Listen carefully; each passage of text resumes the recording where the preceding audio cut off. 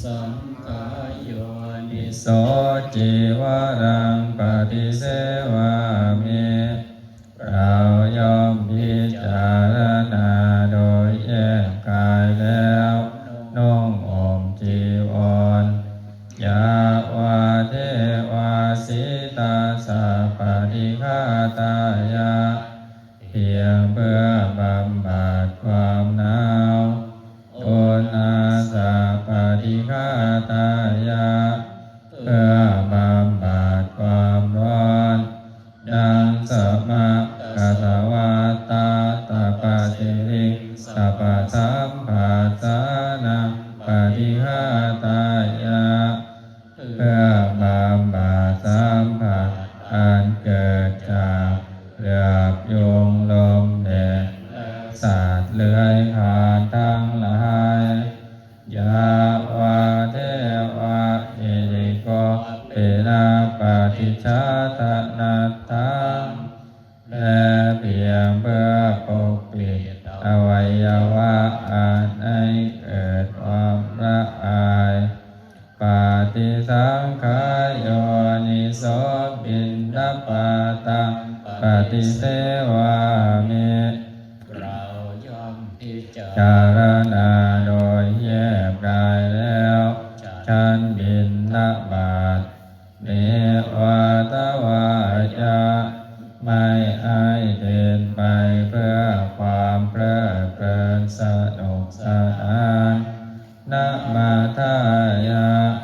ไม่ให้เดินไปเพื่อความเมามันเกิดกำลังพลังทางกายนามันนะติยาเพื่อความสิ้นไปแห่งความลำบากทางกายพระมจริยานุภายะเพื่ออนุเคราะห์แก่การประพฤติพรหมจรรย์อิติปุรานันจะเวทนาปฏิหังคามิด้วยการทำอย่างนี้เราย่อมระงับเสียได้ซึ่งทุกขเวทนาเก่าคือความหิวนาวันจะเวทนังนาอุปาเทสามิและไม่ทำทุกขเวทนาใหม่ให้เกิดขึ้นยาตราจะเมภาวิสติอนวัชชตาจะภาสุวิอาโล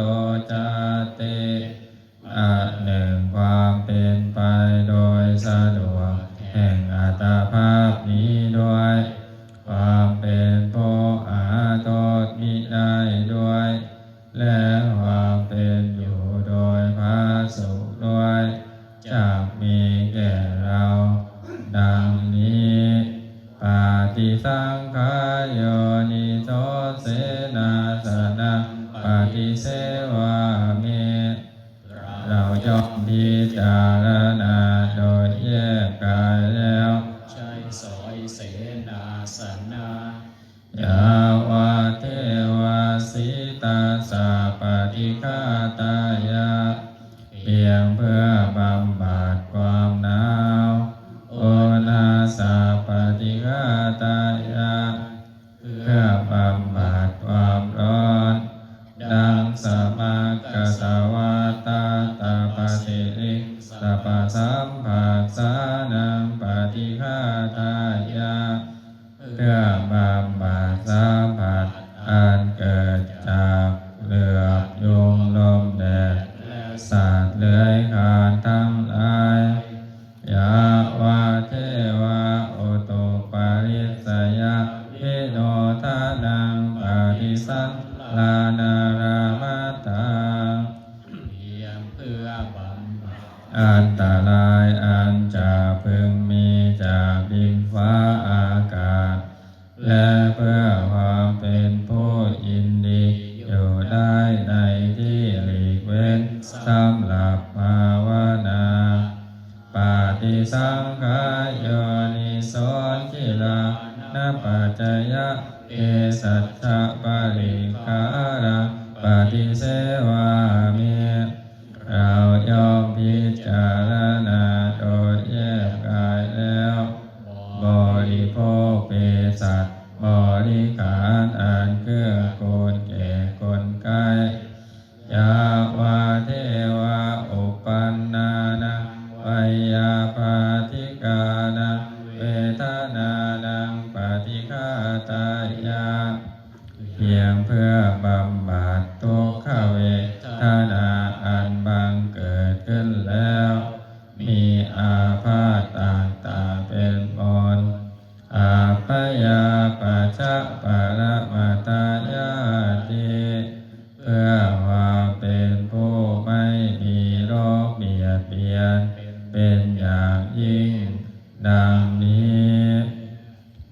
อันธรรมยังธาตุปัจจเวคขณะปาทังพนามาเส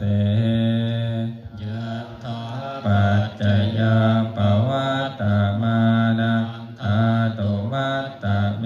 เวตังสิ่งเหล่านี้นี่เป็นสักว่าถ้าตามธรรมชาติเท่านั้นกำลังเป็นไปตามเหตุตามปัจจัยอยู่เนืองนิด